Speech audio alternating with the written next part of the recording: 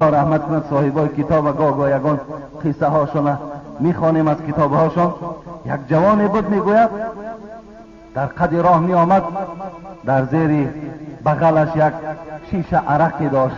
ولی امروز مسلمان های ما در جیودان همان زیباگیش قرآن است، قرآن وجود ندارد، لیکن در جای قرآن عرقی که وی دوزخ میبرد، عرقی که خوردن او گناه است، عرقی که او را خدا امر کرده از خانه و از شکمتان دور کنید، وی برای زیباگی در خانهش برده گذاشته است. در زیر بغلش یک شیشه عرق می آمد. وقتی که رو بروی حضرت عمر آمد، این جوان پا و دستش شکست که عمر با او رو برو می شود. برادر عزیز گرامی، وقتی آمد دیگر شاید فشار خون این جوان غلطیده بود، دیگر در چهره خون نمانده بود، لیکن بدل چی گفت؟ پروردگار را گفت اگر مرا از عمر خلاص گردانی، قسم به خدا که به این حرام کرده تو تا زمانی که حیات دارم نزدیک نمی شوم. خدایا مرا از این عمر خلاص گردان. وقتی نزدیک آمد، عمر گفت جوان عزیز زیر بغل چی داری؟ گفت زیر بغل همین شیشه عرق که در بغلش بود. گفت دیگر خودش را گم کرد. گفت سیرکا دارم، سیرکا هست. سیرکا را شما میدونید اکسوس میگیم، سیرکا هست. گفت حضرت عمر سخن این جوانه گوش انداخت. گفت از بغلت بیرون کن، گفت تا که من بینم. این جوان که از صدق توبه کرده بود و سوی پروردگار مراجعت کرد، از تحت دل که بود پروردگار او را الله که به سرکا مبدل گردانیده بود. وقتی برآورد، حضرت عمر دید نمودی و مزه او را که دید سرکا بود، پس در دست او تسلیمش کرد. صاحب کتاب به این مسئله و حکایت چی گفتنی بود؟ این بود که اگر انسان از صدق دل به سوی خدا توبه کند، الله گناهاش می بخشد، الله گناههای او را می بخشد. دوم این که یک انسان از هیبت عمر ترسید، خداوند به خاطر او سرکا را عرق به سرکا مبدل کرد. پس شخص از خدا ترسد، دیگر چی جای وصف اوست؟ حضرت عمر شلاق بر پشت این زد، گفت کوچه جای جمع شدن شما نیست. گفت پراکنده شوید. گفت این مرد گفت، عمر گفت امیر المؤمنین شما خطا کردید. گفت حضرت تواضع او آنقدر بلند بود که سخن همه را گوش میکرد، سخن همه را گوش میکرد، عادی بودند. وقتی گفت خطا کردی، حضرت عمر وجود لرزه گرفت. در حال قیامت و قبر به یاد حضرت عمر آمد. چیکار کرده باشم؟ جوان گفت ما مهمان هستیم، از راه دور آمدیم. این زنی که میبینی، این زن نکاحی من است، این زن حلالی من است، این زن بیگانه نیست. لیکن ما در این شهر شما مسافریم، نمیدانیم که مسافرخانه شما در کجاست، نمیدانیم مهمان خانه شما در کجاست، نمیدانیم که جایی که ما استراحت کنیم در کجاست. همین خاطر ما با یکدیگر صحبت داریم که چیکار کنیم. وقتی این سخن حضرت عمر شنیدند، شلاقی که در دست داشتن امیر مؤمن ها، شما تصور کنید سردار مؤمن ها، شخصی که سخنش در امپری فارس و در امپری روم در تمام دنیا نفوذ میکرد، شلاق در دست همون مرد داد. گفت اگر تا همین شلاقی که در دست داری در پشت امیر مؤمن ها نزنی و قصاص خودت را نگیری، از پیش من تو سلامت نمی روی. ببینید ترس، ببینید تواضع حضرت عمر ببینید.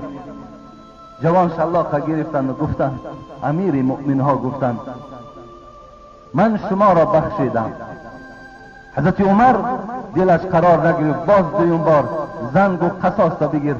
گفت من تو را بخشیدم، سوم بار حضرت عمر پیشنهاد کرد بگیر قصاصت را، گفت من تو را بخشیدم. حضرت عمر شلاق از دست او گرفت، گفت خدا تو را در عوضی که مرا بخشیدی خدا تو را ببخشد.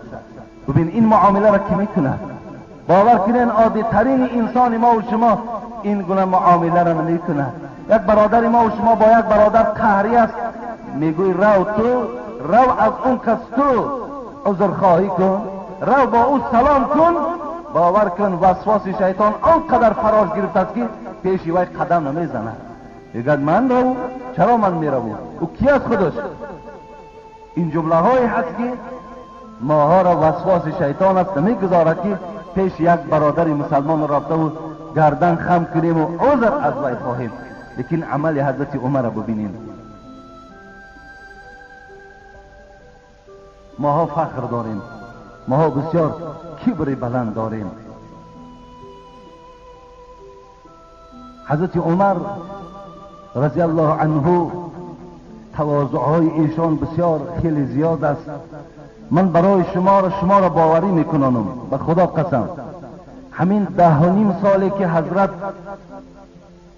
کرسی خلافت زینت دادند، رئیس بودند، سردار حکومت بودند، اگر 10 جمعه فقط درباره تواضع حضرت عمر من برای شما صحبت کنم، صحبت ها باقی هست، صحبت ها یافت می شود. بیا میگذاریم به عدالت حضرت عمر. در زبان خرد و کلان ما و شما عمر عادل وجود دارد. همه ما و شما عمر عادل میگوییم. و چه عدالت داشت و از کجا این عدالت برای خود سرچشمه اخذ کرد؟ از کجا؟ حبیب خدا محمد صلی الله علیه و سلم میگوید 7 یظلهم الله فی ظله یوم لا ظل الا ظله، امام عادل و شاب نشأ فی عبادة الله ورجل قلبه معلق بالمساجد ورجل دعته امرأة ذات حسن وجمال فقال إني أخاف الله ورجل تصدق بصداقة فأخفاها حتى لا تعلم شماله ما تنفق يمينه ورجلان تحابا في الله اجتمعا عليه وتفرقا عليه متفق علیه. حدیثی هست که همه سیهای سیته روایتش میکنند. حبیب خدا میگوید ای بندگان خدا، بسیار با دقت باشین در این حدیث. بسیار حدیثی هست که شاید که شما کوشش کنین که از جمله این انسان ها باشین. پیغمبر خدا میفرماید کوشش کنین ای امتان اسلام، ای بندگان خدا کوشش کنین که از این 7 طایفه باشید. اگر کدام تو از جمله این 7 طایفه شدید، پروا نکنید، غمگین نباشید، دیگر هیچ پروایی نکنید که برای شما روز قیامت بهترین مکافات، بهترین مجازات انتظار است. از جمله 7 طایفه باشید. اگر شما از جمله 7 طایفه باشید، رسول اکرم صلی الله علیه و سلم چی گفتن؟ یظلهم الله فی ظله یوم لا ظل الا ظله.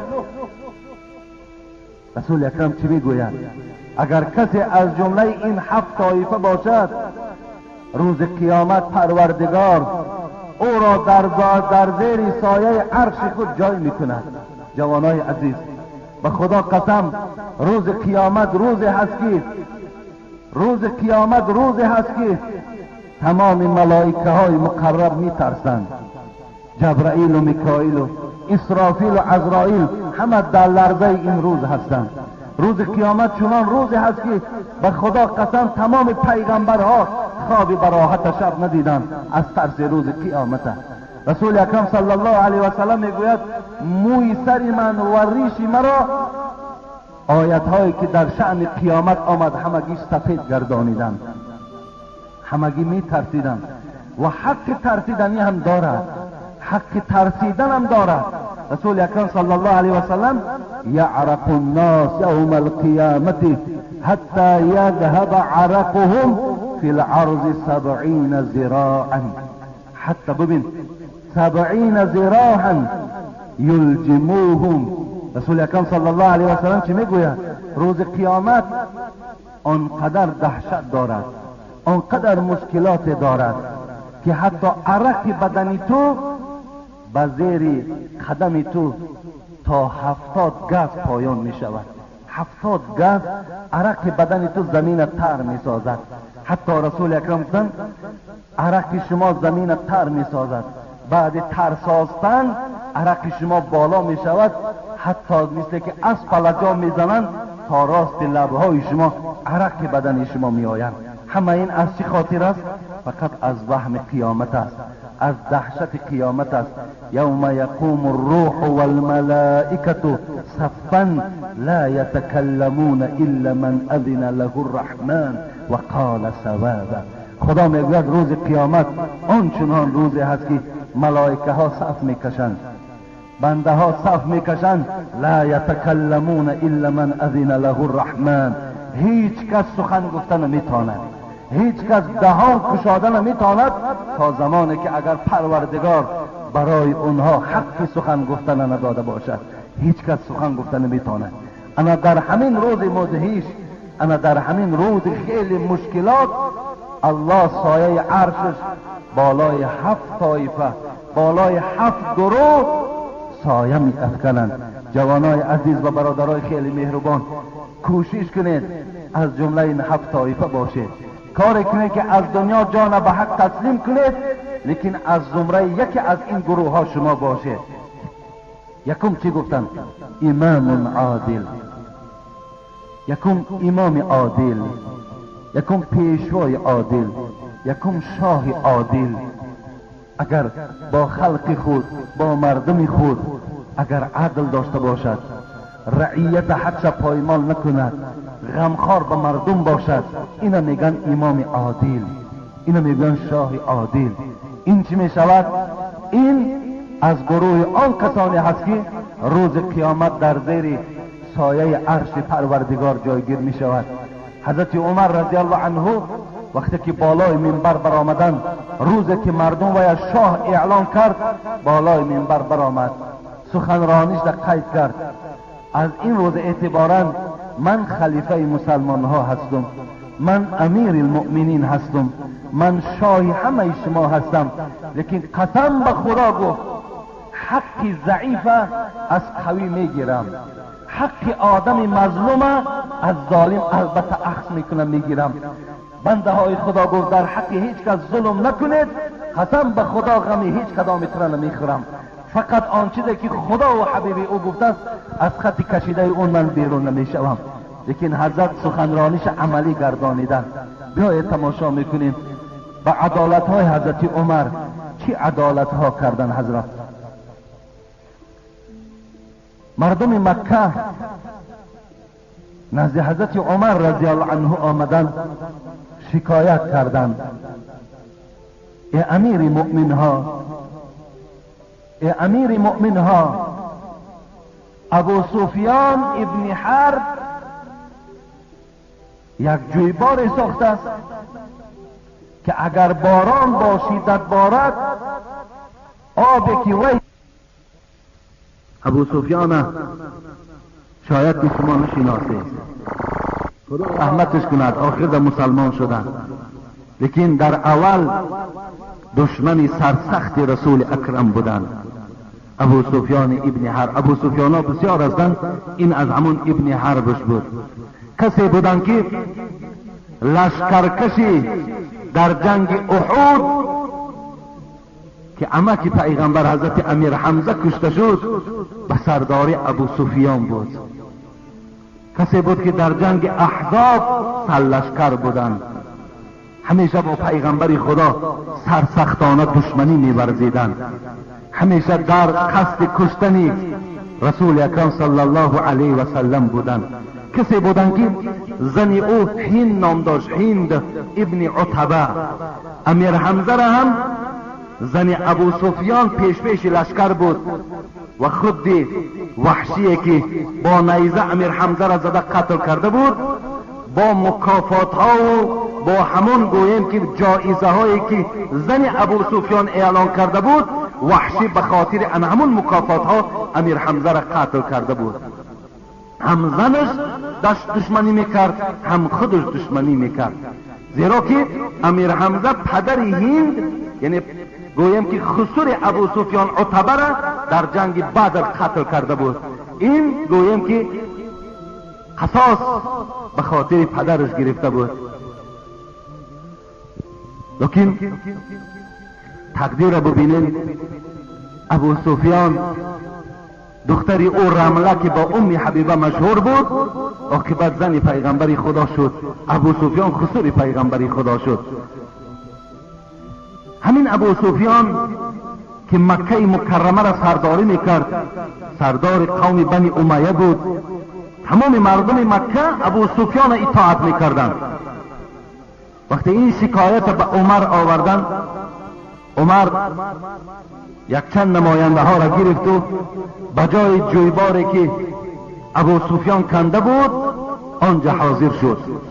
نگاه کرد که در اصل یک جویبار ساخته است که خانه خودش از همه آب و باران نجات می یابد، لیکن ضرر به مردم مسلمان می شود، ضرر به بنده های خدا می شود. عمر این چیز را احساس کرد، ابو سفیان حاضر کرد و ابو سفیان به نزد من دعوت کنید. وقتی آمد گفت این چی هست که تو ساخته؟ این عدالت عمر است، این چیست تو ساخته؟ گفت جویباری ساختم. گفت میدانه که این وقت باران با شدت بارد آب این سیل می شود، خانه های مسلمان ها ضرر می بیند.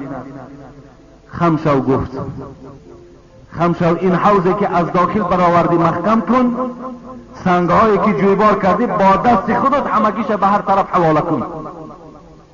ابو سفیان خم شد، خود تنها جویبار را راست کرد. جویبار آنچنان ساخت که به ضرر هیچ مسلمان دیگر نبود. حضرت عمر میگوید جانب قبله گشتند و گفتند هزارها شکر به سوی تو میکنم ای پروردگار، زمانی که ابو سفیان در مکه مکرمه حکمرانی میکرد و این عمر اطاعت ابو سفیان گوش میکرد، امروز خدایا چنان موفق گردانیده که عمر ابو سفیان فرمان میدهد، ابو سفیان اطاعت عمر میکند. حضرت عمر رضی الله عنه به سوی پروردگار شکرانه را به جا آوردند. شب میگوید در کوچه های مدینه سیر میکردند. این از عدالت حضرت عمر است. حضرت بسیار توجه زیاد به خانه ها داشتند که در خانه ها چی سخن ها می رود، کدام خانه کمبود دارد، چی کمبودی ها در خانه ها وجود دارد. بسیار جستجو میکرد تا که روز قیامت مبادا پروردگار از حساب یگان بنده خدا او را در عذاب و معاقبه گرفتار نکند. وقتی آمد نزد یک دیوال، البته دیوالهای دوره های رسول اکرم صلی الله علیه و سلم به ما و شما معلومند که بسیار عادی بودند، این گونه دیوالهای بلند نبودند. حضرت عمر از بالای دیوال نگاه کرد که بسیار یک خنده بسیار از داخل همین خانه برآمده ایستاده است. از سر دیوال پرید، وارد خانه شد. نگاه میکند یک مرد صاحب خانه همراه زن خود در پیش یک ظرف پر از شراب گذاشتن و از همون نوشیدن ایستادند. حضرت عمر این حالت دیدن، این منظره را دیدن، گفتن ای بنده بدبختی خدا، آیا تو میپنداری که این عملی را که در تاریکی میکنی، این عملی که پس پرده ها انجام می‌یابد، این عملی که در تاریکی انجام می‌یابد، این خدا نمی‌بیند؟ آیا برای این طور خداوند روز قیامت جزای بد نمی‌دهد؟ این صاحب خانه گفت، عمر گفت اگر من یک گناه کرده باشم تو 3 گناه کردی. ببینید، اگر من یک گناه کرده باشم که عرق می نوشم، برای این من برای حد زدن تیار هستم، برای توبه کردن به سوی خدا تیار هستم، لکن تو امیر مؤمن ها 3 گناه کردی. حضرت عمر وقتی از کسی که یک مقابلی سخنش چیزی را میشنید در حال از وی سخنش را گوش میکرد. چی گناه کردم؟ گفت الله در قرآن میگوید ولا تجسسوا، جستجو نکنید، کافتکاو نکنید. برای چی آیت قرآن را بیان کردی؟ برای چی تو جستجو میکنی؟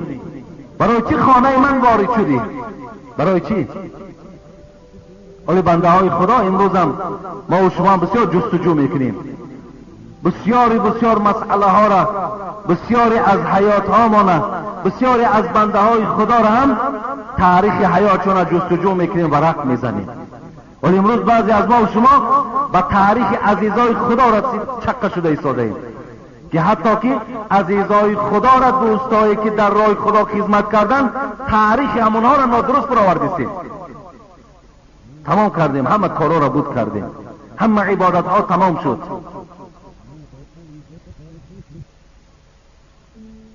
الله گفت در قرآن میگه سوره حجرات ولا تجسسو، جستجو نکنید، کافتکاو نکنید. حضرت عمر تو آیت قرآن را ویران کردی، برای چی جستجو میکنی؟ برای چی خانه من وارد شدی؟ حضرت عمر گوش کرده. دویم گفت پروردگار میگوید وقتی خانه یک برادر مسلمان می درآیین با طریق دروازه درآیین، با طریق دیوار ندرآیین. برای چی از بالای دیوار من در آمدی؟ حضرت عمر گوش کردن. دویم گناه. سیوم گفتن الله در قرآن میفرماید یا ایها الذین آمنو، ای کسانی که دعوای ایمان دارید، لا تدخلوا بیوتا غیر بیوتکم حتی تستأنسوا. این پروردگار ای کسانی که دعوای ایمان دارید، هر وقتایی که شما میخواهید که به خانه که خانه های شما نیستن، وقتی میخواهید وارد خانه شوید، تا اگر اجازت نگیرید وارد خانه یک برادر مسلمان نشوید. به اجازت وارد خانه یک برادر مسلمان نشوید. اجازت چیست؟ اجازت این است السلام علیکم و رحمت الله، آیا اجازت هست من فلانی ابن فلانی هستم وارد خانه تو شوم؟ این اجازت است. یک بار میگویم، رسول اکرم صلی الله علیه و سلم میگوید الاستئذان ثلاث فإن أذن لك وإلا فرجع. این حدیث متفق علیه است. 3 بار اجازت خواستن است. اجازت داد وارد خانه شو، اجازت نداد پس گرد. یا اگر در خانه کسی نباشد که صدا نداد، پس گرد وارد خانه نشو. 3 بار است.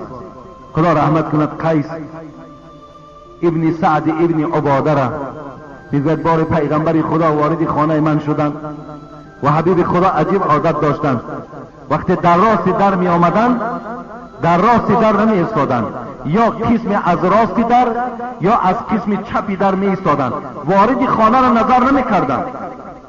به زنها و به آن کسانی که در درون خانه به آنها نظر نمی کرد، فقط بلند می گفت. خانه وقتی که خانه قیس آمد ابن سعد ابن عباده دا السلام علیکم و رحمت الله و برکاته، ای قیس من حبیب خدا محمد هستم، اجازت هست که وارد خانه تو شوم؟ معلم ببینیم. حضرت قیس میگوید من که حبیب خدا را دوست می داشتم، صداش شنیدم، آهسته گفتم و علیکم السلام و رحمت الله و برکاته. حبیب خدا جواب سلام مرا نمیشنید. دویم بار گفتم السلام علیکم و رحمت الله و برکاته، اجازت هست حبیب خدا محمد وارد خانه تو شد ای قیس؟ باز جواب گفتم، لیکن آهسته گفتم. به خاطر چی؟ به خاطر که پیغمبر خدا در این خانه من سلام زیاد رساند. به خاطر گفتم که درود و رحمت پیغمبر خدا به جانب قیس و به جانب خاندان او زیاد شود. باز خاموش ایستادم. باز جواب گفتم پس سوم بار حبیب خدا باز سلام دادن، السلام علیکم و رحمت الله و برکاته. ای قیس اجازت هست حبیب خدا محمد وارد خانه تو شود؟ خاموش ایستادم، جواب سلام پس گفتم. یکی نگاه کردم که پیغمبر خدا که هیچ جواب از خانه من نشنید، در حال پشت گردانیدند و رفتند. دوان از خانه بیرون برآمدم، پیش راهش گرفتم، گفتم رسول اکرم صلی الله علیه و سلم من 3 بار جواب سلام تو را گردانیدم، لیکن خواستم که در همین نزد دروازه من برای من اولاد من همین سلام و درود و پیغام تو زیادتر رسد، به این خاطر من جواب سلام تو را بلندتر ندادم. این حدیثی هست که ابو داود روایت کردند. مقصد از این حدیث ها معنا چیست؟ معنا این است که ماها باید همچنان طلب ایذن کنیم. امروز میلش دروازه های مستحکمند، ما میتونیم با واسطه صدا دادن، با واسطه همون صداهایی که نزد هر یک در هست، اکثری درها دارد که وقتی زیر میکنی صدا در خانه میشود، همون هم اجازت پرسیدن است، همون هم اجازت پرسیدن است. لیکن وارد خانه یک مسلمان شدن به اجازت، حبیب خدا گفتند اگر شخصی که در یک مکتوب برادرش یا در یک کتاب برادرش به اجازت نظر میکند، به اجازت نظر میکند، او همچنان است که به آتش دوزخ نظر کرده است، همچنان است که به آتش دوزخ نظر کرده است. باره راویای حدیث میگویم پیغمبر خدا در خانه نشسته بود که یک شخص از تیریزه میگوید آمد و خانه پیغمبر تماشا کرد. رسول اکرم همنشینا میگوید یک نیزه در دست داشتند، آنچنان به سرعت از خانه بیرون شدند که گمان کردن این که با این نیزه همون انسان نظارت میکردگی را میزنند. و رسول اکرم گفتند اگر گفتند هر یک شخصی که به اجازت، اگر یک شخصی که از شما اجازت ناگرفته نظر به خاندان تو میکند، برای تو حلال است که چشم او را کفانی در نزد شریعت قصاص ندارد. برادرای عزیز و گرامی، اجازت وارد شدن خانه به اذن خاندار اجازت نیست. رسول اکرم صلی الله علیه و سلم ایاکم و الدخول علی النساء، بر همه شما تأکید میکنم که در خانه که زن تنها باشد وارد خانه نشوید. فقال رجل من الانصار، یک مرد از اهل مدینه از جاش خیست و گفت ای حبیب خدا، درباره آن کسی که برادری شوهر است، بچه شوهر است، یعنی برادرای شوهر یا بچه برادرهای شوهر یا بچه عمک یا بچه تقایی، در حق اینا چی میگویی؟ رسول اکرم صلی الله علیه و سلم گفتند از همه دیده خطر کلان اینها دارد. گفتند زیرا زن گفتند با اون مرد بیگانه که وارد خانه میشوند اون قدر گویم خطر ندارد، زیرا که زن با این مرد ناآموخت است، تا به او عادت میکند که شاید که ساعتها گذرد. لیکن با این شخصانی که نزدیکان او هست و میتواند زن که در حال نزد اونها آید، با اونها گفتگوزار کند. وقتی زن همراه یک مرد بیگانه وقتی نزدیکی شدن، عاقبتش برای همه ما شما معلوم است. این مرد به سوی حضرت عمر رضی الله عنه انا همین گفتند که تو سیوم چیز خطایی که کردی این بود که به اجازت وارد خانه من شدی. حضرت عمر اینها را گوش انداخت و گفت اگر من تو را بخشم و سیر تو را اگر در بین مردم آشکار نسازم، آیا تو مرا هم میبخشی؟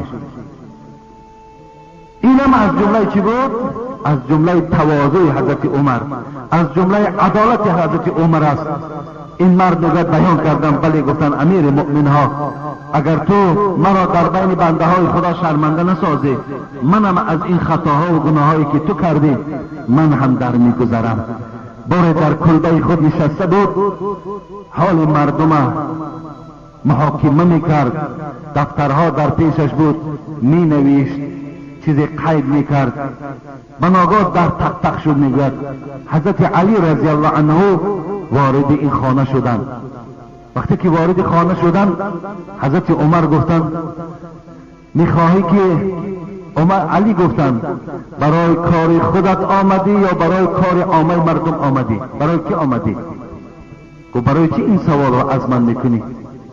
گفت به خاطر اینکه اگر به خاطر کار مردم آمده باشی، این شمعی که در پیش دارم این مال بیت المال است، این مال مردم مسلمان است، این خاموش میکنم در تاریک، یعنی برای خاطر کار مردم باشد اینا گرفته و پیش تو میارم و صحبت میکنیم.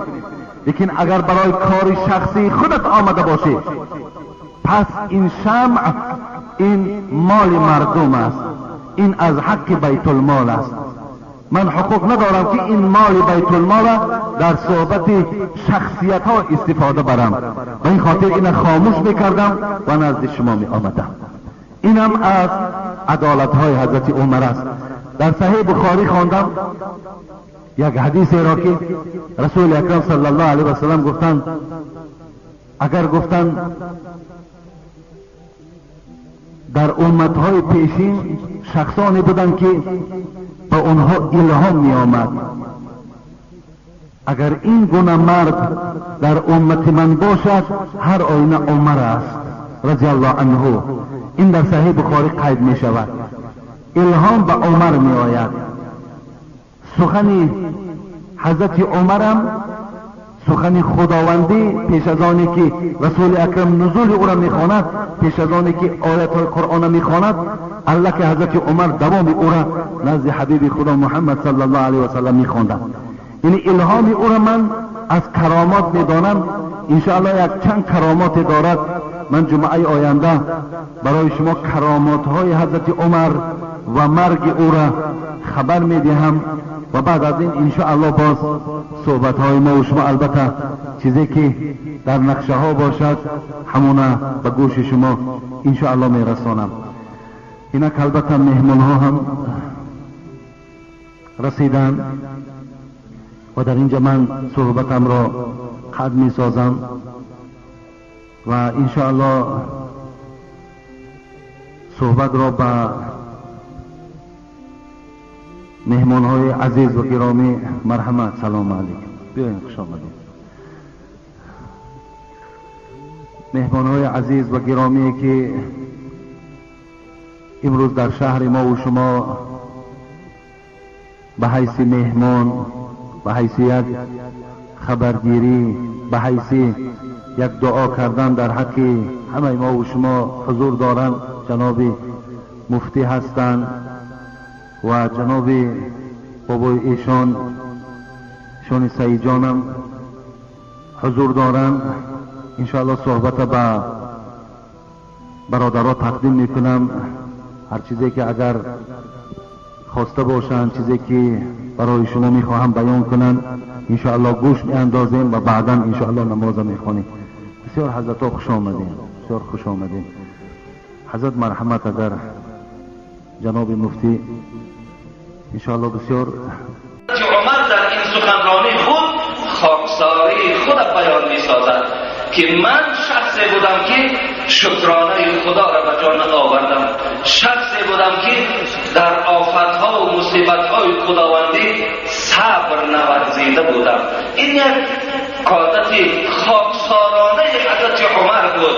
این تعلیم است والله که برای تمام آن کسانی که امروز آبرو دارند، برای تمام آن کسانی که منصب دارند، برای آن کسانی که امروز مال دارند، این عبرت است، این درس است که باید تو خاکسار باشی، تو باید عادی باشی، هر چی باشی باید که خودت را عاجز نشان دهی.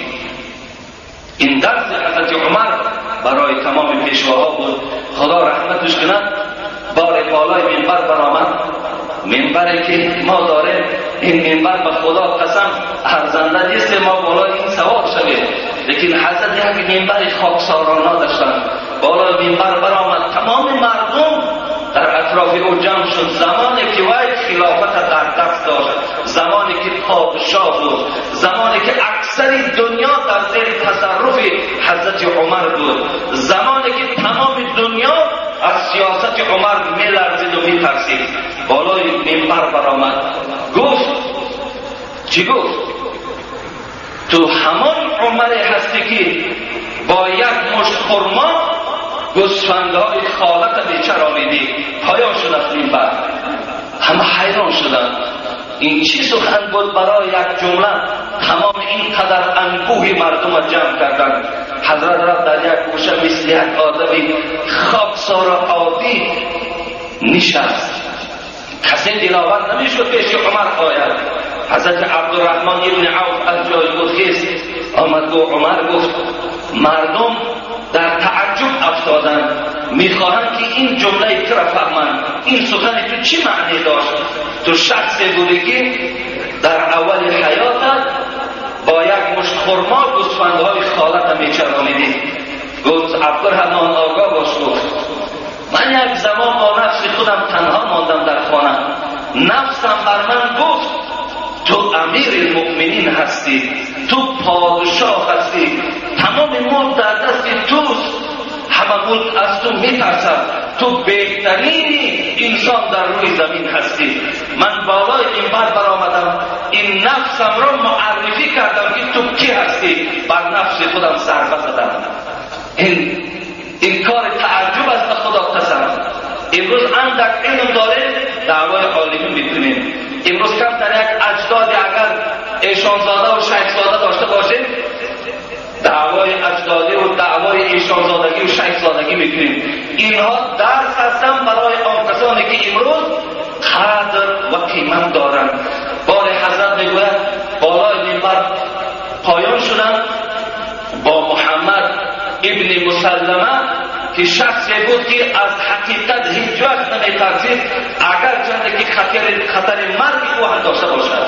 با او روبرو شد عمر با یک شخص عادی، پادشاه با یک شخص عادی روبرو میشد. میگوید محمد میگوید آیا حکمرانی من چگونه است؟ عادلانه است یا غیر عادلانه؟ محمد بها داد. اون محمد به خاطر شاه بودن عمر بها نداد. والله که وی میگوید بسیار حقیقت گو بود. وی گفت عمر گفت تو عادل هستی، اطرافتم انسانهای خوب هستند.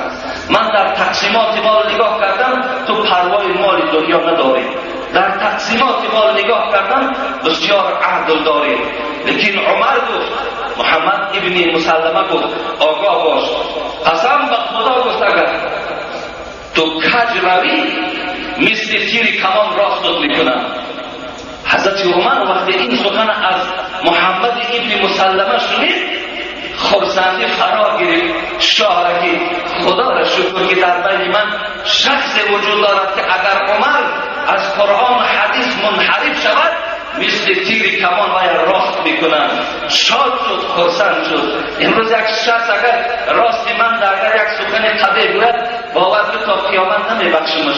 مثال من به خاطر چی؟ به خاطر که امروز از پس من کم انسان ها نماز میخوانند یا در پیش کم از شما من قدر و قیمت دارم، این خاطر برای خودم گویم که عزیز میشمارم و خودم را بلند میشمارم. حضرت خرسند شدند که در بین قوم شخص یا فجاهی عمر کج رود عمر را راست میسازند. این سخن حضرت عمر که من بنده شکرگزار نیستم، من بنده صبر کننده نیستم، لیکن وی شکرگزارم بود، صابرم بود، فقط خاکساری خودش را حضرت بیان کردند. و این خاطر من آغاز صحبت از سخنی که بالا و قیمت حضرت عمر و این خاطر آغاز کردم که دادرای عزیز و برادرای مسلمان و خواهر و مادرای عزیز باید که ما شکر کننده باشیم. اگر شکر نکنیم الله در قرآن سوره ابراهیم دارد و این تعذن ربکم لئن شکرتم لأزیدنکم و لئن کفرتم ان عذابی لشدید. خدا میگوید که اگر بندگان من شما بسیار ضعیفین، بسیار ناتوان هستین، آنقدر نعمتی که برای شما دادم باز شکرانه کنین زیاد میگردانم. لیکن اگر در برابر نعمتهای دادگی من شکر نکنین عذاب من بالای شما بسیار سخت می آید. شکر چیست؟ شاید بعضی سوال کنن شکر چی باشد؟ شکر حضرت جنید، شیخ جنید رحمت الله علیه میگوید وقتی که من 7 ساله بودم عمک مرا حج برد. در حج با شیخ‌های خیلی بزرگ نشستم، اطراف شکر بحث و مناظره آغاز شد. همه فکر خود بیان کردن، لیکن وقتی که از من پرسیدن ای بچه 7 ساله تو چی میگویی، شکر چی معنی دارد؟ جنید میگوید جواب گفتم که از جانب شیخ‌ها صدای الله اکبر بلند شد. این چی بود؟ این بود که کسی که در برابر نعمت‌های پروردگار دادگی گناه می‌ورزد اون ناشکر هست، او شکر خدا را به جان آورده است. برادرای عزیز و گرامی، شما انسان شکر کنید که خدا شما را انسان کرده است، شما را حیوان آفرید، شما را ایمان مخلوق دیگر نکرد. شما هزارها شکر کنید که شما را خداوند عقل داد. عقل، این عقل بسیار نعمت قیمت است، خدا به هر کس هم نمیدهد. میگوید پری طاووس عزیز است به کرگس نرسد. عقل هم چیزی عزیز است به هر کس نرسد. به هر کس هم خدا عقل نمیدهد. همین عقلی که خدا به شما داده است همین در شکر کنیم. عقلتون بها دهید که این عقل بود که شما خالق نشناختید. امروز در برابر شما بسیار شخصیت‌های هستند خدا را نمی‌شناسند، خدا را انکار میکنند. شما شکر کنید که از اون طایفه شما نیستید. هزارها شکر کنید که خدا را شکر کنید. عقل و خدا و هدایت شما را به مسجد آورد. در برابر شما بسیار از بندگانی که پروای مسجد ندارند و حتی مسجد زمانی می‌بینند که وقتی تابوتشان نزد مسجد میارند. شما شکر کنید که شما از جمله کیا هستید؟ از جمله کسانی هستید که مسجد میآیید. شما شکر کنید که از جمله کسانی هستید که نعمت خدا را یاد میکنید و 5 وقت نمازتان میخوانید. در برابر شما بسیار از بندگانی که نمازهاشون نمیخوانند، حتی جان به جبار تسلیم میکنند، بار پیشانیش زمین ندیده است، بار سبحان ربی العظیم نگفته است. شما شکر کنید. و از همه نعمت بلند اسلام است، خدا به شما داده است. شما برای نعمت اسلام از سوی پروردگارتون شکرگزار باشید. این از نعمت هایی که اندکی من برای شما بیان کردم. حضرت میگوید که شما شکر کننده باشید. و دیگر گفت شما بندگان خدا صابر باشید، صبر کننده باشید، زیرا ان الله یوفی الصابرون اجرهم بغیر حساب. زیرا خدا در قرآن میفرماید که کسی که در دنیا صبر کننده است الله به عدد به او ثواب میدهد، به عدد به او پاداش میدهد. بنده همان به که بلاکش بود، عود همان به که در آتش بود. بهترین بنده شاعر میگوید همان بنده هست که بلا را میکشد، مصیبت میبیند، عذاب میبیند، درد میبیند، رنج میبیند. والله که کتاب خدا میگوید من رنج و مشقت بالای بندگان عزیز و میارم تا که صبر کنند پاداش برای اونها نصیب گردانم. ما و شما به سوی خدا توفیق و هدایت طلب کنیم که الله ما را صبر کننده در همه حالت ها بگرداند. حضرت ایوب رضی الله عنه وقتی شفا یافتند، تصور کنید حضرت ایوب پیغمبر 8 سال و یک روایت 18 سال پشت تخت سنگ عذاب میکشید، از جاش خیستن نمیتوانست. زن مسلمانی داشت که خدمت او را میکرد، همیشه از اطراف او دور نمیرفت.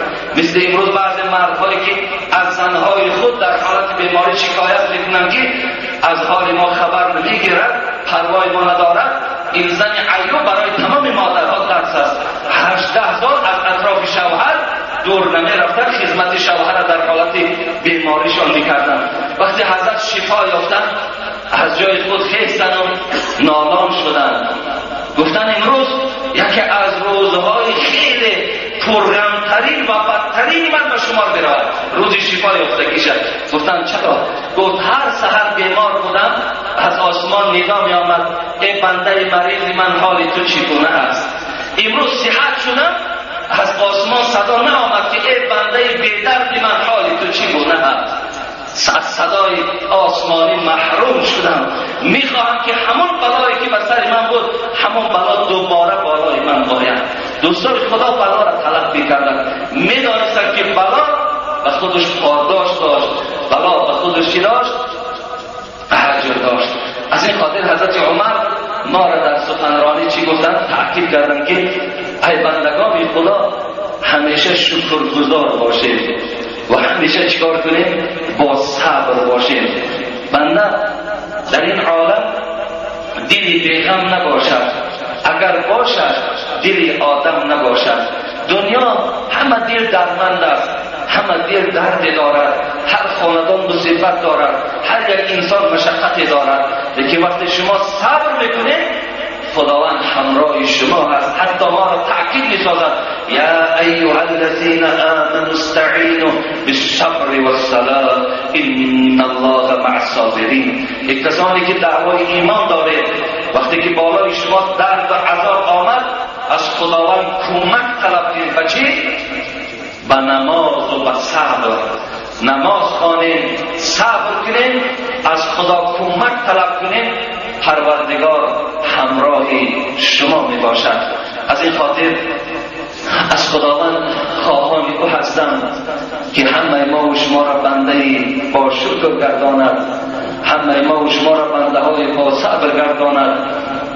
و صبر در مفسران قرآن میگن دو خیل می شود، صبر بر طاعت و صبر بر معصیت. در طاعت صابر باشید، هر زمانی که چه حالتی که رخ دهد شما از طاعت پروردگار بیراه نشوید، همیشه در طاعت پروردگارتان صابر باشید. و صبر در معصیت چیست؟ صبر در گناه این است که وقتی گناه در پیش شما خودش را جلوه داد شما صبر کنید و بر گناه نزدیک نشوید. صبر دو خیل می شود. خداوند از این دو خیل صبر این جمعیت ما را برخوردار گرداند. خدا همه خاندان این مردم مسلمان با شکر و با صبر گرداند. خدای مهربان برای ما آنقدر توفیق و هدایت، آنقدر غیرت و قوت نصیب گردانه که در برابر اینقدر نعمتی که حساب ندارد ما شکرگزار باشیم، ما اجرا کننده طاعت و عبادت تو باشیم، زیرا فردا در پیشگاه تو از جمله شخصانی در خجالت نباشیم. خداوندا محبت ذات خودت را در دل همه ما بندگانت جایگیر بگردان. خدایا حیبت و ترست را در دل ما خدایا جایگیر بگردان. خدایا محبت رسول اکرم، محبت ابوبکر، محبت عمر، محبت عثمان و علی رضی الله عنهم را در دل همه ما بندگانت خدای جایگیر بگردان. خدایا این ملک ما را باز هم آباد و زیبا بگردان. خدایا همه ناآرامی ها و همه فتنه ها و ناخوشی ها را از این دیار ما، از این ملک ما، از تمام ممالک اسلامی خدایا برداشته بگردانی. خدایا تمام آن بندگانی که برای بهبودی این دیار، این جمعیت سعی و کوشش ها دارند خدایا همگی را در حفظ امانت نگه دارید. آمین یا رب العالمین. السلام علیکم و رحمت الله و برکاته. حضرت عمر رضی الله عنه چگونه که از صحبت قبلی من آگاهی دارید و جمعه گذشته من اطراف اسلام آوردن او برای شما حکایه کردم، زیرا که رسول اکرم صلی الله علیه و سلم دعا کرده بود، دستشان برداشت. دعای پیغمبرها برادرای عزیز مثل تیر در نشان میرسید. دعا میکرد اللهم اعز الاسلام باحب هذین الرجلین ابی جهل ابن هشام او عمر ابن الخطاب. حبیب خدا دعا کرد خدایا این دین اسلام را عزت ببخش، قوت بده با دو مرد، با این یکی از این دو مرد که به سوی تو محبوب هستند، به سوی تو شرف و قدر دارند، ابو جهل ابن هشام یا عمر ابن الخطاب. حبیب خدا در حق این دو مرد دعا کرد خدایا با یکی از این که در پیش تو کدام این محبوب است، کدام این قدر دارد من من نمیدانم خدای با واسطه او اسلام را عزت ببخش. در نزد الله با عزت کی بوده است؟ عمر ابن الخطاب بوده است. خداوند دعای پیغمبر قبول کرد و عمر رضی الله عنه را هدایت کرد. پیشگاه پیغمبر خدا آمد، ایمان عرضه کرد و مسلمان شد. وقتی مسلمان شد، شما سخنرانی شخصی نو مسلمان گوش اندازید. مسلمان شد، گفت ای حبیب خدا، این کار میبینی که در دست من جلا میدهد، من اینم مدت قبلا شاید 1 ساعت پیش یا شاید 1 چند دقیقه پیش به خاطر از غلافش کشیده بودم که با این سر مبارک تو را جدا میکنم، لیکن امروز الله تو را هدایت کرد، الله به من راهی راست نمود، الله امروز محبت تو را در دل من جای کرد. از این خاطر این کار در غلاف خود جای نمیگیرد و این کار مبارزه میبرد با سر و شکمی که دشمن تو باشد، دشمن قرآن تو باشد. این کار با اونها مبارزه میبرد. ای حبیب خدا، این چهره زیبایی که در تو میبینم، از این چهره زیبا هیچ وقت دروغ بر نمی آید. تو حقیقتا پیغمبر خدا هستی. از تو خواهش میکنم آشکارا از جایت خیز، با تمام این مردمی که در خانه این برادر ارقم جمع شدن که صف اونها همگی چند بود؟ 52 نفر همراه حضرت عمر بودن. میریم خانه کعبه، برای تمام این مشرکان اعلام میکنیم که اشهد ان لا اله الا الله و اشهد ان محمدا عبده و رسوله. خدا یک و یگانه است، محمد بنده او و فرستاده اوست. این بت‌هایی که شما پرستش میکنید اینها گمراه کننده شما هستند، اینها خدا نیستند. حضرت عمر وقتی که این پیشنهاد کرد، حبیب خدا پیشنهاد عمر را رد نکرد.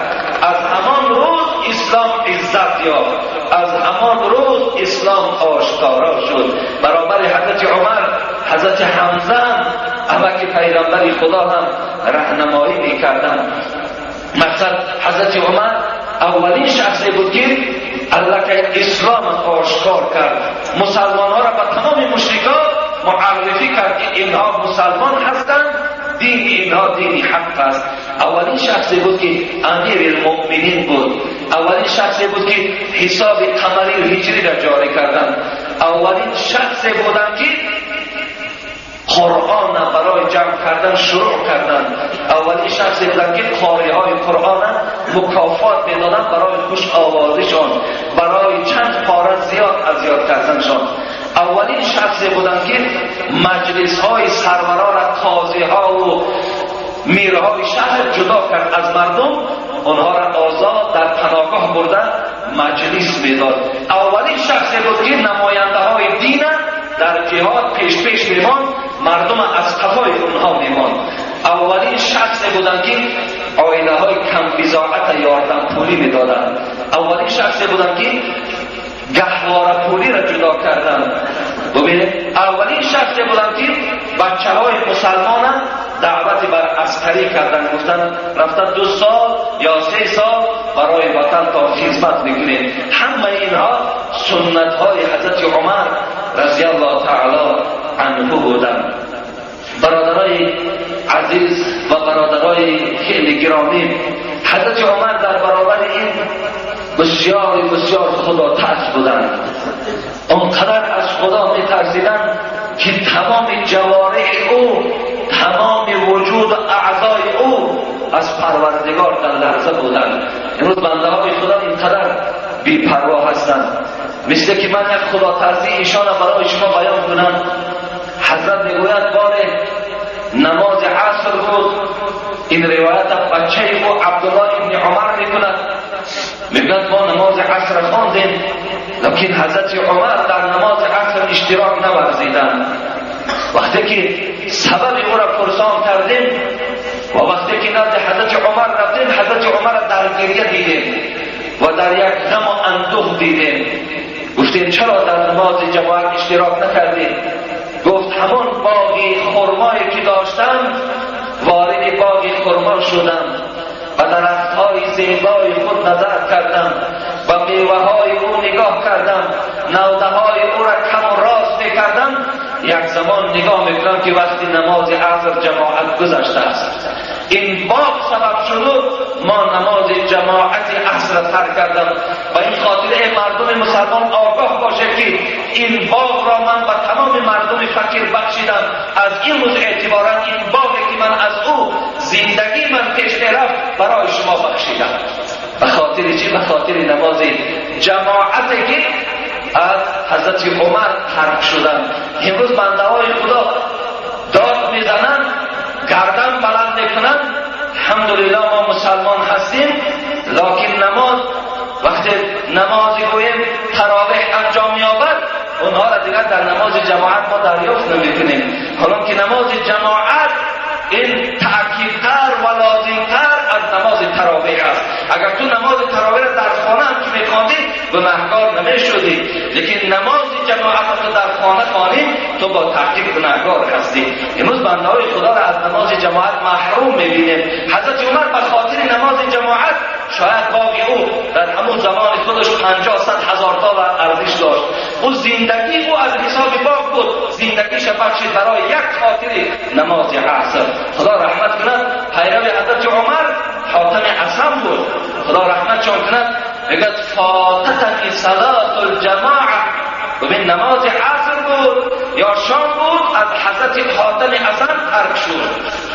خب میگه که فعزان ابو اسحاق البخاری، حاتم عصم میگوید رفیق داشتن در داخل مسجد، همش رفیقم بود، لیکن ابو اسحاق بخاری رو بروی من آمد و من که در نماز عصر اشتراک نداشتم چی گفت؟ این لله و این الیه راجعون.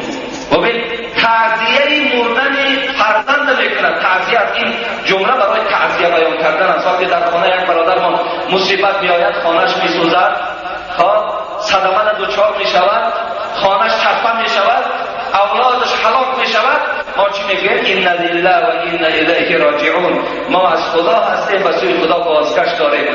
حضرت ابو اسحاق برای فوت نماز جماعت حاتم عصم همین آیت قرآن در روی حاتم عصم گفتند. حضرت حاتم عصم میگوید من این تعزیه ابو اسحاق بخاری را قبول کردم زیرا حق این جمله بود، زیرا من در این مصیبت گرفتار بودم. لیکن حضرت زمان خودش بیان کردن، چی گفتن؟ لو مات لی ولدون لعزانی اکثر 10,000. ببین لما تلی ولدون، حضرت حاتم گفتن دیگر مردم خواب بود گفت، دیگر مردم نمی‌پرسد که تو در کجا بودی. مثل امروزه ولی جماعت به یک طرف نماز نمیخوانیم، ارواح نماز نداریم، یک تمام نمی‌پرسیم که برادر عزیز نماز بخوان. تو بنده خدا اینقدر نعمت خدا داده، نماز نخوان و قتل نمی‌کند و هلاک نمی‌سازد، لیکن تو همچی یک مسئولیت بندگی و رفیقی و مؤمنیت اجرا می‌سازی.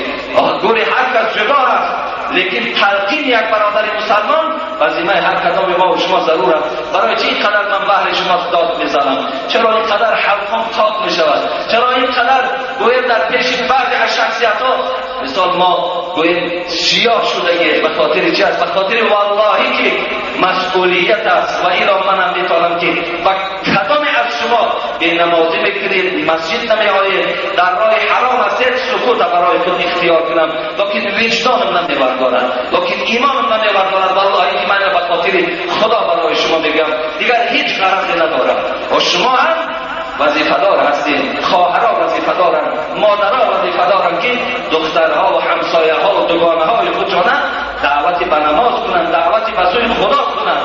حضرت حاتم بود دیگران خواب بودند، هیچ کدامش مرا نمی‌پرسد که تو چرا دیروز در نماز عصر نبودی. لیکن چی گفت؟ جمله را گوش اندازه.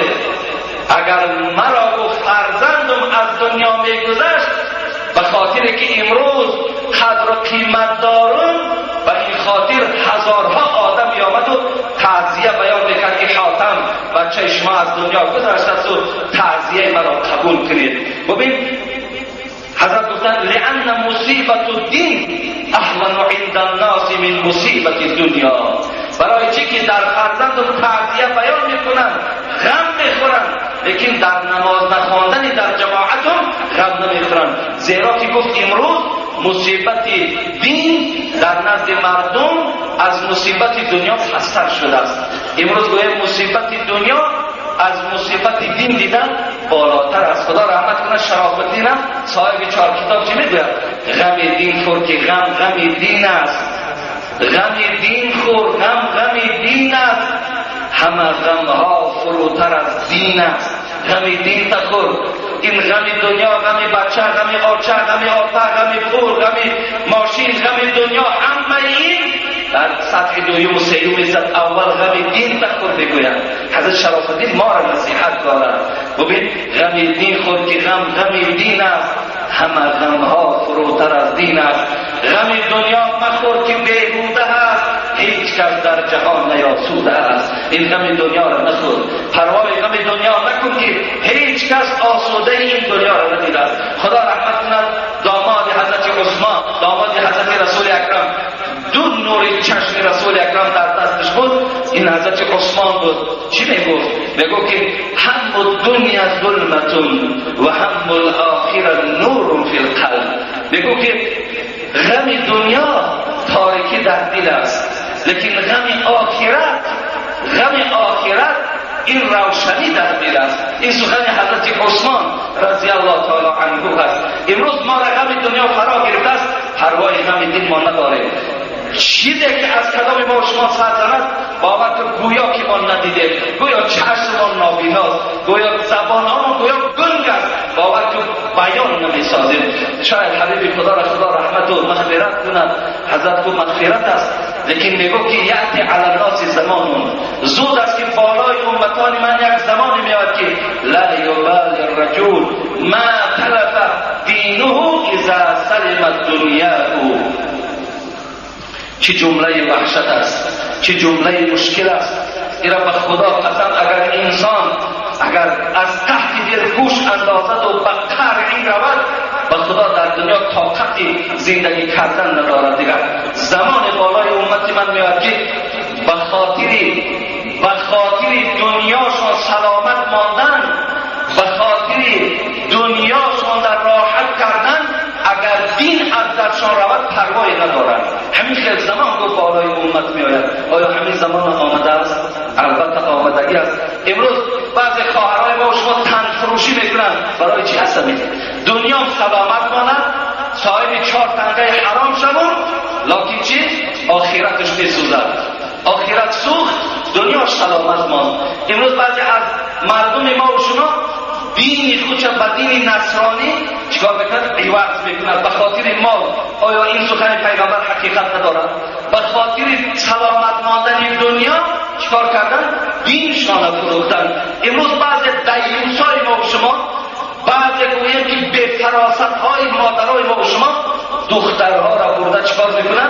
گفتی همون بچه ها ممراز ها و پپراز شدن. امروز دخترها را برده سودا میکنن. به خاطر چی؟ به خاطر اونا پول میدهند و این دختره به عفت میکنن. این دختره گویم که از دیگر دولت ها بعد مجبور میشوند دولتدارای ما جمع کرده بعد باز به خانه هاشون بیارن. به خاطر که امروز مردم ما دیوسای ما و شما مردم ها را در دوبای میفروشند. امروز مردم ما دخترها را در روسا و در ایرانی و در خیتایی و حتی با شما آینه نیلگون هم نگاه کردن میفروشند. به خاطر چی؟ به خاطر دین فروختن دنیاشون سلامت میماند و این سوم میگیرد. دنیا سلامت است لیکن آخرتش سوختگی است. هر که آخربین بود او مؤمن است، هر که آخربین بود او بیدین است. جلال الدین رومی میگه کسی برای آخرجش، کسی برای شکمش اگر دینش میفروشد راهی نادرست میرود او بیدین است. لیکن کسی که آخرت نگاه میکند وی دیندار است. و اسرائیل پیغمبر خدا حقیقت ندارد؟ البته حقیقت دارد. این حقیقت است برادرای عزیز و گرامی. امروز گویا بعضی از خواهرای ما و شما زنا را آشکارا کردن، لباساشون عوض کردن. به خاطر چی هست؟ به خاطر دنیا را سلامت میمانند، آخرتشون از دست داده ایستادند. دادرای عزیز و گرامی، دنیا نه آنقدر چیزی هست که ما با او تکیه سازیم. من به این سخنها فکر نکنید که مهر دنیا محبت دنیا را در دل شما کشتنی هستند. نه، شما دنیاتان را آباد کنید، شما زندگی کنید، صاحب خانه شوید، صاحب کارخانه شوید، تاجیکستان باز از این هم دیگر زیبا کنید. لیکن به خاطر دنیا دین تان نفروشید، به خاطر دنیاتان شده آخرت از دست ندهید. تو را دنیا همه گوید شب و روز. خدا رحمت کنه حضرت سعدی را گوش اندازید. تو را دنیا همه گوید شب و روز که حال از صحبتم پرهیز پرهیز. دنیا شما را فریاد میزند، گوش ها ما نمیشنود. میگوید ای بنده خدا دنبال مرا سر ده، این خیل تو بر این جوانم میلیون هاش زیر خواب کردم، دنبال من نگرد، برای من شده از دین و از دیانت و پشت نگردان. که هم از صحبتم بگریز بگریز. ما را میگوید بگریز از صحبت من، بگریز مده خود را فریب از رنگ و بویم. بسیار رنگ خوب دارم، بسیار بوی خوب دارم، بسیار شیرین هستم. به خاطر بو و رنگ و زیبایی شما شیفته من نشوید، شما عاشق من نشوید. مده خود را فریب از رنگ و بویم که هست این خنده من گریه آمیز. اینجا در میخندانم، اینجا در قهقه میزنی، اینجا در راحت میکنی، لیکن فردا گریانت میکنم، فردا داد میگوی دیگر پس این خنده ندارد، دیگر گریت ابدی میماند. دوستای خدا ما را نصیحت میکنن که به خاطر دنیا شده شما دین تان نفروشین. عمر خیام رضی الله عنه خدا رحمت و مغفرتش کنه در سخنرانیش میگو که پند بخند اگر به من داری گوش. عمر خیام خدا رحمت جان کنه داری بعض می فروش ها و می نوش ها عمر خیام سردفتر خود جان قرار دادن. نمیدانن که تو گناهکار میشه. تو عمر خیام با زبانی این گویه که می آلود خود میرانی قسم به خدا گناهکار در پیش خدا هستی. او اولیای خدا بود، او دوست خدا بود، او می که وی گفته بود او عشق بود و لذت الهی بود. این می نبود که ما را به عقل سازد، این می نبود که ما را از معرکه بیرون کند. شب گذشته اگر دامله ها را در تلویزیون گوش کرده باشه درباره گرایی و درباره عرق نوشی گپ زدن که مقصد آدم به عقل میکند، آدم به عزت میکند، آدم به پول میکند، آدم به فراست میکند، قدر و قیمت از پیش زن و کودکش میبردارد. انا همون عمر خیام می گفتگیش پیش که الهی بود. میگفت پند بخند اگر به من داری گوش. گوش رو میکنی؟ اگر فرزند من باشی، اگر تو حقانی بنده خدا باشی و سوی من توجه کن. میگوید گوش رو میگوید چی میگوید به تو؟ پند دهمت اگر به من داری گوش، از بحر خدا جامعه تصویر مپوش. از بحر خدا ما شما بعضی وقت سخنرانی داریم از برای خدا همین کار نکن. و همین خیال گفت از بحر خدا جامعه تصویر مپوش. جامعه تصویر چی است؟ جامعه فریب، جامعه نیرنگ، جامعه گویم که ذلت، جامعه بدبختی، جامعه فساد، جامعه تصویر است. از بحر خدا جامعه تصویر مپوش. ببین دنیا همه ساعت و عمر تو دمه، از بحر دمه عمر عبد را مفروش. حضرت میگه دنیا همش یک ساعت است، لیکن عمر تو یک دقیقه است. برای همین یک دقیقه ساعت بفروشی. تو برای همین یک دقیقه عرق نوشی را بس نمیتونی، برای همین یک دقیقه حیات از عبادت خدا سرکشی میتونی. و فردا پیش خدا میره و فردا با پروردگار روبرو میشه، چی جواب میگویی؟ برای یک لحظه شده خواهر عزیز چادر حیات اثر از میپرد. برای یک ساعت شده امروز تو بروک و کرده بچگانه میفروشی، از خدا نمیترسی، پیشگاه خدا در نمیره. حضرت میگوید برای یک دم ساعت نفروشید، ساعت نفروشید، دنیای ابدی را نفروشید. ببین دنیای بقا را نفروشید. دنیا تان دادرای عزیز خانه تعلیم گیرید، رفتن دانشکده های عالی بخوانید، همه شرایط برایتان مهیا کنید، لیکن خدا و آخرتان فراموش نکنید. از خدا و آخرتان دور نباشید. دادرای عزیز که بسیار به خدا قسم شما پای میدهید، مخلوق میشوید. میگوید شاید که هر که در دنیا نرفتی بر صراط مستقیم، در قیامت از برای جای تشویش است و بیم. دنیا اگر راه مستقیم در نرفتی، قیامت برای تو بسیار جای تشویش است، گل برای تو بسیار جای تشویش است. دوستان خدا، من میتوانم که صدها رباعیه‌ها و صدها این گونه شعرها را برای شما در این وقت خوانم، لیکن فکر میکنم که انشاءالله برای آدمی عاقل و بافهم البته همون یک نقطه بس است اگر شعور است، ورنه چون چراغ پیش کور است. برای آدمی بافهم همون یک نقطهش بس است، برای آدمی بافهم همون یک اشارهش بس است. حضرت عمر قصه ما در نماز جماعت بود. حضرت چیکار کردن؟ به خاطر نماز جماعت حضرت باغ شانت در راه خدا تسلیم کردن، باغ دادن که سرمایه زندگیش بود، از او گذشتن. لیکن چیکار کردن؟ دنیاشان آخرتشان سلامت گذاشتن. حضرت عمر دیگر خدا تسلیم بود چی بود؟ بار دیگر رسول اکرم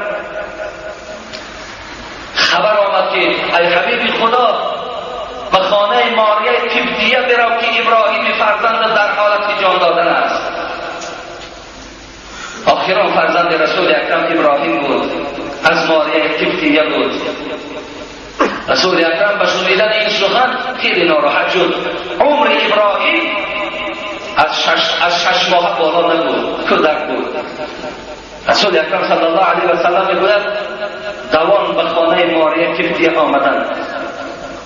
دخل نبی صلی الله علیه و سلم علی ابن ابراهیم و هو یجود بنفسه، جان میداد.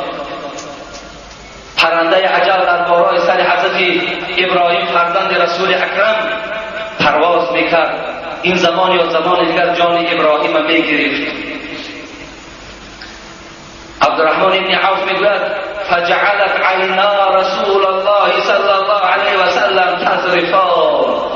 وقتی که ابراهیم بچه‌ش دید، رسول اکرم صلی الله علیه و سلم در حالت جان کندن مثل باران میگوید از چشمهای حضرت آب دیده ریختن گرفت. آنقدر غم فرا گرفت او را. لیکن چی میگفت؟ میگو ابراهیم میگفت میدانم که پیک اجل و سراغ تو آمده است. روزی که اجل در آید از پیش و پست، شک نیست که مهلت ندهد یک نفست. یاری نرسد در آدم از هیچ کست، برباد شود جمله و هوای حوست. همون مرد به سراغ تو آمده است. لیکن من پیغمبر هستم، به خدا قسم از دستم چیزی نمی آید که برای تو یک عمر دوباره را زم بگردانم، جمع بگردانم. از دست من چیزی نمی آید. لیکن حبیب خدا فقط آبی چشمش میریخت. عبدالرحمن چی بود؟ و انت یا رسول الله. عبدالرحمن فریاد زد ابن عوف حبیب خدا، تو ما را از گریه کردن من میکردیم، میبینم اینقدر گریه داری. رسول اکرم به سوی عبدالرحمن گشت و گفت انها رحمتون ثم اتبع الاخرى. حضرت میگوید گفت که عبدالرحمن گفت خدا رحمتت کنه، اینهایی که از چشم من میریزد اینها گفت رحمت هستند. باز گریه را حضرت دوام دادن، باز گریهشون را دوام دادن. لیکن چی گفتن؟ گفتن این العین تدمع والقلب یحزن ولا نقول الا ما يرضي ربنا وان لفراقك يا ابراهیم لمحزونون. رسول اکرم صلی الله علیه و سلم گفتن بله، گفتن چشم آب میریزد، دل غم میخورد، لیکن آن چیزی که به زبان میرانم آن چیزی هست که از این سخنهای من پروردگارم راضی هست. و این گریه که من دارم این به خاطر جدایی از فرزند آخران خود ابراهیم می باشد. این گریه من به خاطر این است. گفت من در زبان خود نه آن چیزی را میرانم که پروردگارم غضب کند. مثل که امروز معرکه های ما را مادران خواهران با گریه و با نغمه و با غزلخوانی و با این قناعت نکردن با نوحگری آرا و تارا بدهند. اینا با خدا جنگ میکنن، اینا ناراضگی در حکم خدا بیان میکنن. من برای تمام مادرها و خواهران، برای تمام آن کسانی که این عملهای نادرست اجرا میکنن، برای شما خبر بردار میسازند. حبیب خدا میگوید این المیت یعذب فی قبره بما نیح علیه، کسی که در قبر گذاشته می شود بالای او اگر سخنهای داد و واویلا گفته شده باشد، یقینا به خاطر این سخنها خدا را عذابش میکند. شما میخواهید که در عذاب خدا رو برو شوید، گریه ما برای شما گریه کنند، لکن جمله های نادرست به زبان نگوید. تو رفتی ما را به کی ماندی؟ تو رفتی ما چیکار میکنیم؟ توی پاها تا دراز کردی، تو زیر خانه ما بودی، آخر دیگر ما چیکار با کی تکیه کنیم؟ این جمله ها کفر برادرای عزیز و گرامی. این پیغمبرها گذشتن فرزندای ما چیکار کردن؟ این قدر دوستای خدا گذشتن، اونا 40 حیات بسر بردن. خالق الله هست، رازق الله هست، همش الله هست. حبیب خدا میگوید عذابتان میدهد خدا در قبر اگر نصیحت وصیت نکنید که بچم بالای من این خیل داد و واویلا نکنید. حتی رسول اکرم صلی الله علیه و سلم در حدیث های مبارک میگفت که لیس منا من ضرب الخدود و شق الجیوب و دعا بدعوى الجاهلیه. ببین از ما نیست که پیغمبر خدا کیها؟ آن کسانی که چهره هاشون میکنن، کرته هاشون میدرانند و داد میگویند مثل دورهای جاهلیت. اینا از امت من نیستند، اینا از شفاعت من محروم هستند. مادرای عزیز، من برای شما یک وعید سخت، خواهرای عزیز بسیارتر اینها این عملهای نادرست سر میزند. حبیب خدا میگوید روز قیامت زنی که در دنیا النائحة اذا لم تتوب، ببین اگر زنی نوحگری که در دنیا توبه نکرده از دنیا گذرد، تقام یوم القیامت علیها سربال من قطران. حبیب خدا میگوید روز قیامت خداوند این گونه زنه یک لباسی سیاه میپوشاند که تیز هوا و میقبد، مثل امروز سینتتیکایی که اگر اطراف نزدیک هوا میروید در میگیرد، انا همون خیلی لباس میپوشاند و درع من جرب و یک لباس سربی میپوشاند و با همین لباس این گونه زنها را خدا روز قیامت عذاب میدهد. از این خاطر ما باید مرد باشد زن باشد با این عمل اگر چنگ میزند پیشگاه خدا در فردا البته عاصی و گناهکار هستند. ما راضی هستیم در حکم خداوند، خواه پدرمان، خواه مادرمان، خواه برادرمان، خواه یار و رفیقمان، هر کسی را که میگیرد حکم خودش است، دنیای خودش است، ملک خودش است، اختیار خودش است. چی جای ناراضگی از جانب من میشود؟ وقتی که رسول اکرم صلی الله علیه و سلم جان دادن فرزندش که نظارت کرد بسیار غمگین شد. بعد که جان به حق تسلیم کرد ابراهیم و زیر آزار مشرکای عرب قرار گرفت که پیغمبر ابتر شد، خرسند شدند ابراهیم از دنیا گذشته است. و چی خاطر؟ ابتر چیست؟ دنبریده. پیغمبر خدا دنبریده شد. دنبریده معنای را دارد که از پس پیغمبر دیگر نسل زمان همش مردن، پیغمبر خدا تنها ماندگی هست. مشرکان همین قدر گویم که حالت یافتن پیغمبر خدا را زیر آزار قرار دادن. خداوند که حبیبش دوست داشت، خداوند که غمی حبیبش هیچ وقت نمیخواست، در حال آیت را سوره مبارکه را روان کرد انا اعطیناک الکوثر فصلی لربک وانحر ان شانئک هو الابتر. ای حبیب من غمگین نشو، بگذار فرزندم از دنیا گذشت، اولاد همش گذشتن باشد، غمگین نباش، با این اذیت مشرکات طاقت کن، صبر کن. انا اعطیناک الکوثر، من که پروردگار تو هستم، در عوض این ابراهیم برای تو حوض کوثر دادم. حوض کوثر دادم در جنت برای تو نصیب گردانیدم، برای امتهای تو بخشیدم. اینقدر آب لذیذ دارد، اینقدر آب شیرین دارد، از او امتان تو استفاده میبرد. این شانئک هو الابتر.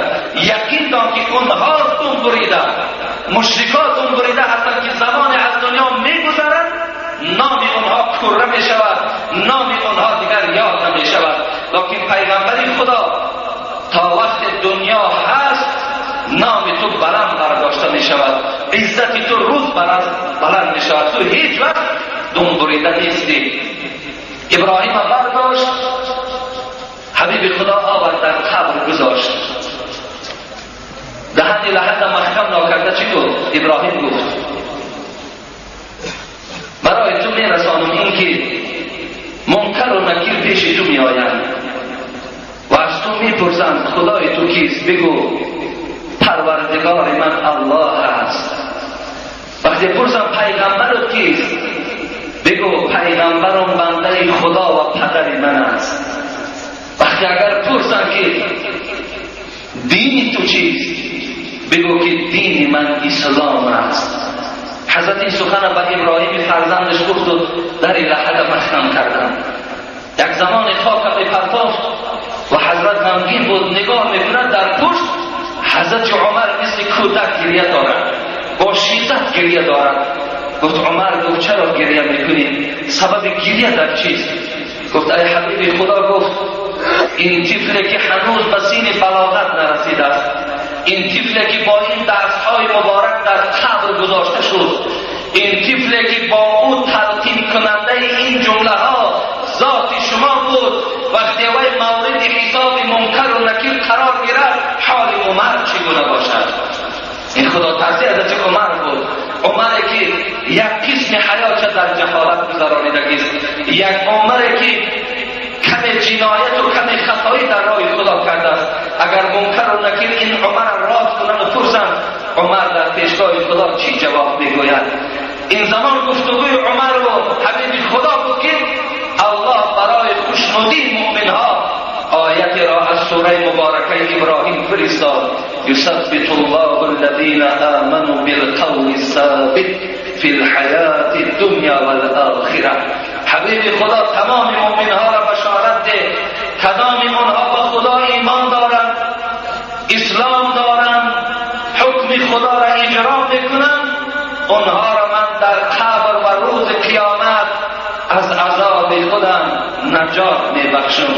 آنها هیچ وقت در عذاب و در سوال منکر و نکیر هیچ وقت گویم که عاجز نمیمانند. آنها البته سربلندانه از این سوال منکر و نکیر، از این عذاب قبر نجات میابند. این صحنه هایی بودن که از طرز حضرت عمر رضی الله عنه بود. حضرت یک خصلت خوبش همین بود، شبها میگشت، کوچه ها میگشت، میترسید که فردا پیش خدا رو اگر خدا پرسد در حق خلقت رعیتت آیا عدل انصاف کردی، من چی جواب میگویم؟ باری میگوید آمد نزد دیدن تیریزه‌ای که یک زن بالای یک جایگاه دو نفره پرتافته است، لکن خودش تنها خواب است و بالای بسترش چی میگوید؟ میگوید کاش که شوهرم در پهلو میشد و با او در این جایگاه خوابم بازی میکردم، کاش که شوهرم در پهلو میشد و از بوی او و از خود او مرد من استفاده میبردم. چیکار کنم که امروز جایگاه من خالی هست؟ چیکار کنم که امروز شوهر من در جهاد است، درک و پیوی نیست؟ به خدا قسم، این زن گفته ایسادت، به خدا قسم از خدا میترسم و الا در این بستر خود آتش میزدم. مقصد از خدا میترسم و الا مردهای بی انصاف پر است، میآوردم امشب با شب گذرانی میکردم. لیکن به خاطر خدا، به خاطر حکم خدا این جایگاه خواب تا آمدن شوهر خودم حلال و پاکیزه نگه میدارم. امروز زنهای بعد از مردم ما و شما شوهرهاشون رسیه رفتن، شکایت ها در خدچه ها میان که با همسایه ها ساز گرفتن و بعض جوانهای بی توفیق و گویم بعض جوانهای بی انصافه که بیچاره شوهر او در مدت کار است با این زن بی انصاف و خیانتکار ساز گرفتن تا آمدن شوهر با او یک جای استراحت میکنن. این زن میگوید از خدا میترسم والله که در این جاگه آتش میزدم. حضرت عمر این سخنها را شنید، ناراحت شدن، سرور بودن، شاه بودن. آمد نزد دخترش حفصه زن پیغمبر خدا. چی گفت؟ گفت حفصه گو یک سوال دارم از تو، همین زن به شوهر چند ماه طاقت کرده میتواند؟ حفصه شرم کردن، اونا اقدام میکشیدن، شرم میکردن. مثل امروز زنهای حاضره به حیا نبودن، شرم کرد، جواب نگفت. دویم با پرسید بسیار مهم است، جواب گوی. گفت یک ماه، گفت 2 ماه، گفت 3 ماه. 4 ماه گفت حد آخرش گفت. حد آخر از 4 ماه زیاد دید و گفت زن طاقت ندارد که به شوهر در جایگاه خواب کنه. حضرت عمر در آن حکم برآورد در کدام جبهه‌ای که مجاهدین می جنگند مدتی جنگ فقط 4 ماه. 4 ماه بعد آمده از زنهاتون خبر گیرید. حکم حضرت عمر صادر کرد. به خاطر چی؟ به خاطر ترس خدا داشت که تا که از حکم او این زنها با بیراکت نشوند. و آخر دعوانا